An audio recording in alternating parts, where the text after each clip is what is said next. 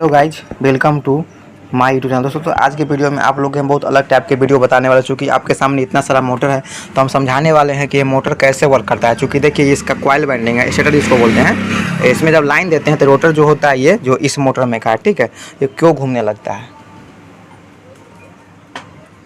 ठीक है। तो आप लोग को ये समझने में नहीं आता होगा कि चूँकि ये कॉइल जब बाइंडिंग है, ठीक है, तो ये कॉइल में और ये जो घूमता है इसमें कोई अटैचमेंट नहीं, कहीं पे सटा हुआ नहीं होता है। तो इसमें लाइन जब देते तो ये घूमता क्यों है, ठीक है। तो आज की वीडियो में हम बात करेंगे इस चीज़ के बारे में, ठीक है, कि ये इसमें लाइन देने पर ये क्यों घूमता है और इसमें कंडेंसर क्यों लगाते हैं, ये वाला, ठीक है। और इसमें जो बाइंडिंग है ये रनिंग बाइंडिंग है, ये सामने सामने, तो ये फिर स्टार्टिंग बाइंडिंग क्यों लगा होता है, सिर्फ रनिंग बाइंडिंग पर स्टार्ट क्यों नहीं मोटर होता है कि नहीं। तो इस सब विषय में बात करेंगे।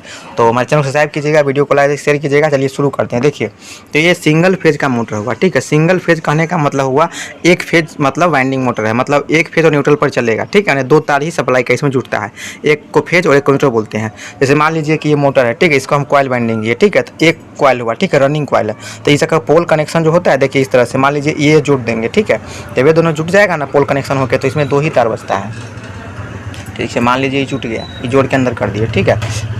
अब देखिए यहाँ पे दो तार बच जाता है, ठीक है, एक तार ये है और एक ये है, ठीक है ना। तो सिंगल फेज का मतलब हुआ कि मान लीजिए यहाँ फेज दे दिए, ठीक है, यहाँ न्यूट्रल दे दिए, ठीक है ना। तो एसी करंट जो होता है ना, एसी करंट वो अल्टरनेटिव करंट होता है, मतलब उसका फ्रीक्वेंसी होता है 50 हर्ट्ज। तो एक सेकेंड में 50 बार NS पोल चेंज होता है, ठीक है, पोलैरिटी के कारण। तो देखिए, तो यहाँ पर जो कॉइल देख रहे हैं आप, आपको दिखाना चाहेंगे, जैसे देखिए यहाँ पर, देखिए ऐसे, ठीक है। देखिए, तो यहाँ पर जो कॉइल जब सीरीज किए हैं, तो ये वाला कॉइल मिल के दोनों जो है ना, यहाँ पर पोल बनाया गया है, ठीक है। जितना जो कॉइल है यहाँ से लेके और यहाँ तक, इसमें एक पोल बनाता है, ठीक है। और इधर भी पोल बनता है एक, ठीक है। अगर इधर N बनता है तो उधर S बनता है, मतलब चेंज होते रहता है, एक सेकेंड में 50 बार, ठीक है ना, चेंज होते रहता है, NS, ठीक है। तो चेंज होता है ना, तो इसी के बीच में ये रोटर रहता है कि ना, ये रोटर इसी के बीच में रहता है। तो ये घूमता क्यों है, कैसे ही घूमने लगता है, ठीक है, ये हम समझा रहे हैं। देखिए, जब इसमें लाइन देते हैं ना, तो इलेक्ट्रोमैग्नेटिक इंडक्शन होता है, ठीक है, जिसको म्यूचुअल इंडक्शन अन्योन्य प्रेरण भी बोलते हैं, ट्रांसफार्मर जिस सिद्धांत पर काम करता है। तो मोटर जब रुका होता है उस समय मोटर जो है वो ट्रांसफार्मर के सेकेंडरी वाइंडिंग शॉर्ट सर्किट के हिसाब से काम करता है, ठीक है।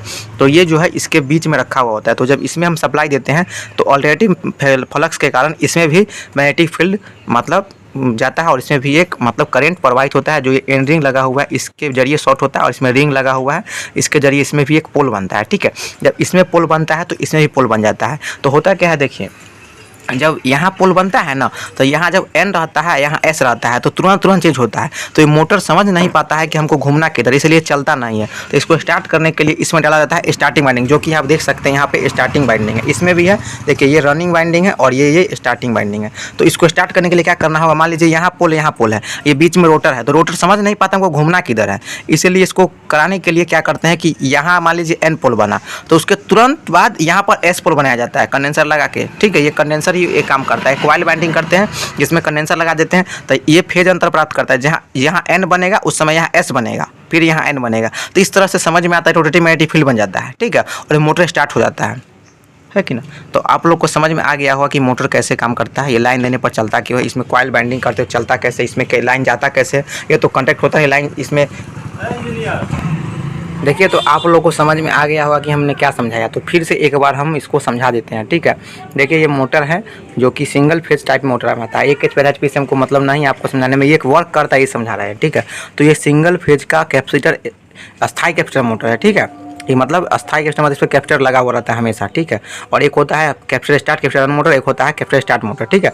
तो ये कैपेसिटर अस्थायी कैपेसिटर मोटर के अंदर आता है, क्योंकि इसमें मोटर में कैपेसिटर हमेशा लगा हुआ रहता है, ठीक है, स्टार्ट करने वक्त भी या चलने वक्त भी, ठीक है। देखिए, तो इसका रनिंग कॉइल है, ठीक है, रनिंग कॉइल है। जब इसमें लाइन जाता है तो इधर से समझाइए, देखिए इसको, देखिए, तो आप समझिए। देखिए, यहाँ पे देखिए कि ये जो है रनिंग कॉइल, जो है रनिंग कॉइल, ये वाला यहाँ और यहाँ से रनिंग कॉइल का आया हुआ है, ठीक है। पिच मतलब यहाँ पे एक पोल बनाएगा और एक पोल के सामने जो देख रहे हैं यहाँ पे आएगा और यहाँ पे बनाएगा। तो ये दो पोल रनिंग का बनता है, ठीक है। तो पोल जो है सो चेंजिंग होते रहता है, ठीक है, मतलब एक सेकेंड में 50 बार मतलब चेंज होते रहता है। तो ये रोटर जो है ना, इसमें जब मैग्नेटिक फील्ड जाता है म्यूचुअल इंडक्शन सिद्धांत के कारण, तो ये समझ नहीं पाता है कि इसको घूमना किधर है। तो इसको समझाने के लिए ना यहाँ पे एक बाइंडिंग किया जाता है, इसको बोलते हैं स्टार्टिंग बाइंडिंग, ठीक है। और ये कॉपर या एल्युमिनियम कोई भी वायर से वाइंडिंग करके और इसमें रख दिया जाता है, और इसमें कैपेसिटर जो होता है लगा दिया जाता है, जो कि फेज अंतर प्राप्त करता है, ठीक है। मतलब ये जब यहाँ पर n बनता है ना, तो उसी समय यहाँ पे है जो है ना, इसके बाद जस्ट यहाँ पे फिर बना देता है और उसके बाद फिर यहाँ बन जाता है। तो इस तरह से मैंने ना रोटरी मैग्नेटिक फील्ड इसके अंदर जनरेट कर देता है और ये रोटर जो है घूमने लगता है। तो आप लोग समझ गए होंगे कि मोटर काम कैसे करता है। अगर आप लोग के मन में और दूसरा कोई सवाल हो कि कैसे क्या होता है नहीं होता है, कमेंट कर सकते हैं। समझ में आया ना आया तो पर भी कमेंट कर सकते हैं। तो चलिए, थैंक्स फॉर वॉचिंग। अगली वीडियो में आपसे मिलते हैं। चैनल सब्सक्राइब कीजिएगा, वीडियो वजह से शेयर कीजिएगा।